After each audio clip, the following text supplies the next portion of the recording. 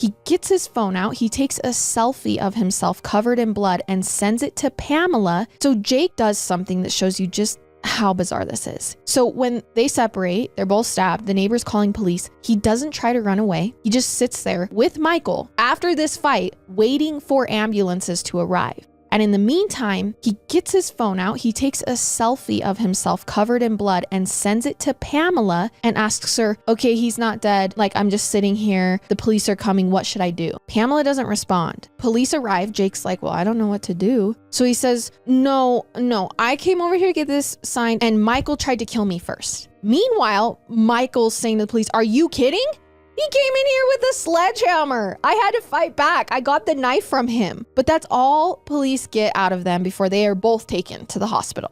Now, none of them have suffered life-threatening injuries, though ironically, Jake actually was more banged up out of the two of them. Yeah. Jake texts Pamela again. He writes to her, in hospital, please come. Michael bleeding badly. Same. I walked into office. He stabbed me with my knife in the heart. And this time he gets a response from Pamela, but it's just one word. She says, where? So Pamela does eventually go down to the hospital. Oh, wow. But she's told at that point that she's not allowed to see Jake because not only is Jake under arrest for attempted murder and handcuffed to his hospital bed, doctors are determining that he is definitely currently suffering from a mental break that was triggered during the attack, and he is now in a very manic state. Now, Michael is stitched up and is discharged within a day or so, but Jake, he stays in the hospital for the next 4 days, and one of his first stops when he's released is to the courtroom to appear before a judge. He's charged with second-degree murder. His bail is set at $200,000. He meets it, and in the meantime, he heads to his parents' house in Miami to stay with them. It takes Jacob